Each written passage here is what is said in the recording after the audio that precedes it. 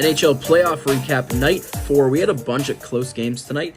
This one was a pretty entertaining one to kick us off between Washington and the New York Rangers. The Rangers, of course, still the favorite in this series, still at home in Game 2 here, and they took advantage of that. They win this one by a final of 4-3. McMichael scoring the opening goal, but Trocheck and Zibanejad scoring within 7 minutes of one another to retake the lead at 2-1 headed into the second period, where Strome, once again scoring early on for the Capitals, ties us up at 2 before the Rangers once again strike back with 2 of their own, Jack Roslovic and K'Andre Miller on the power play, and shorthanded for those two.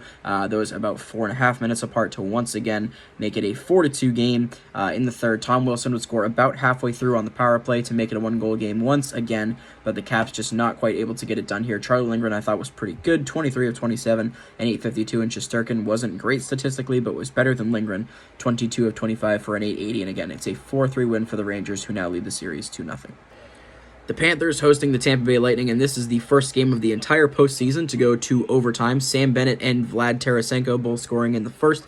In the second, Tampa Bay counters pack Braden Point and Steven Stamkos. No goals in the third, which means once again we go to overtime, and it only takes 3 minutes. This one would have been settled in the regular season too. Carter Verhaeghe off a nice little play from Anton Lundell and Matthew Tkachuk make it a 4-3 win. Both goalies had some phenomenal saves. Bobrovsky with probably the best 2 saves of the playoffs so far. He goes 21 of 23, while Vasi was phenomenal.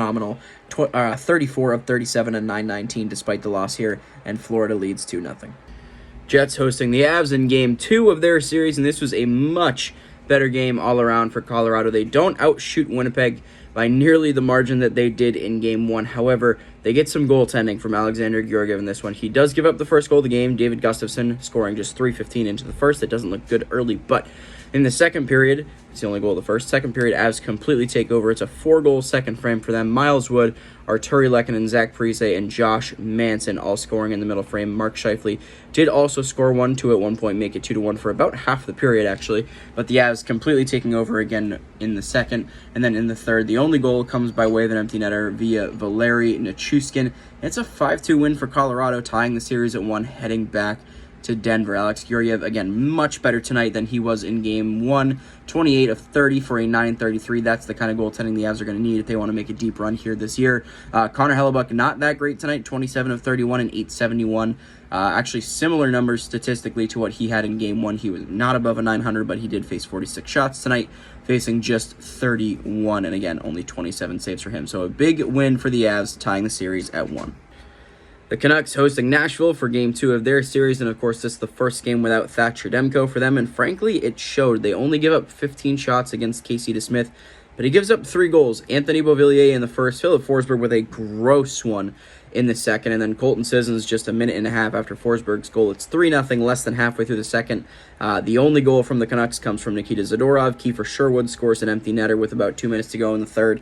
It's a 4-1 win here for Nashville, and it's going back to Nashville tied at 1. Very low shooting game, only, 34 shots here between the two teams.